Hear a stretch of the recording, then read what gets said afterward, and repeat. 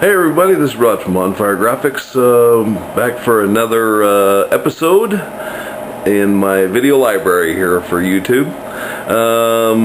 What you're going to see is some helmets that I'm doing to match a bike that I did this last year.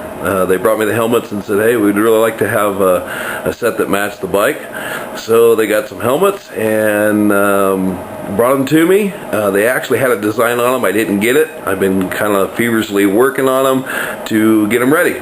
But you have to be careful when you sand these down. You don't want to go into the gel coat underneath. You just want to break the surface, and so that way you don't ruin the integrity of the helmet. It's very important that you only sand enough to take care of breaking it down. I also used an adhesion promoter just for the simple fact is I don't want the paint to lift off. So we are going to get started on this. You'll see kind of a step-by-step. And you'll see the bike that I'm matching, and you'll see the helmets when they're finished. Alrighty, let's get to work.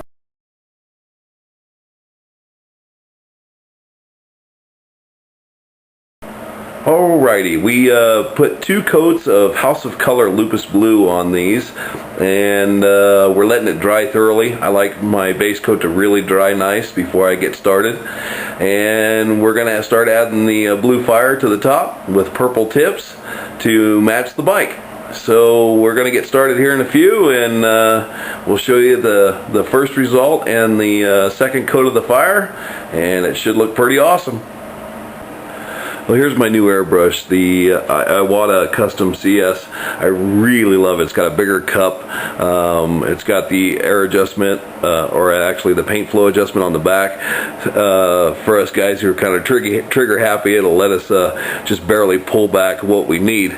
But what I'm going to do here is, usually when you do blue fire, everybody, and I've got 2 hands, so I had to stick this in my air compressor. Kind of funny, I know.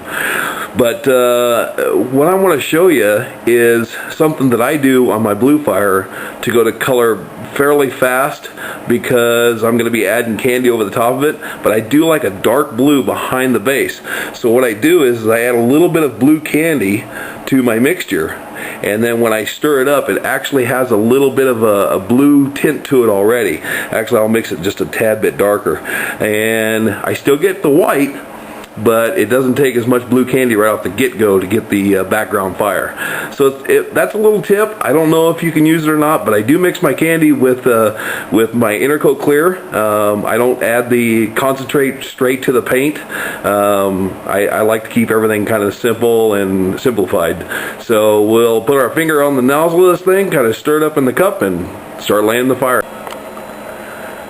Alrighty, here's the helmets with the layout of the fire. And you can remember I was saying that it's a little bit blue, but you still have the white.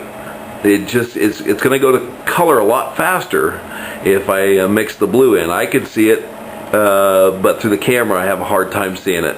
But it does have a blue tint to it, so it's definitely going to work for what I need it to do. Anyway, so that's the outline and the kind of the map, if you will, as Mike Lavelli calls it, and that's where we're going to go off with the fire. So we're going to put some candy on it and do it again. Alright, we shot down the cobalt blue candy over the top of it, gave it 2 coats, and this is over the entire helmet, so it's darkening the Lupus Blue, and it's darkening the outline fire as well. So that's where we're at, and next we'll go back in with our stencils and highlight the fire and punch it out even more.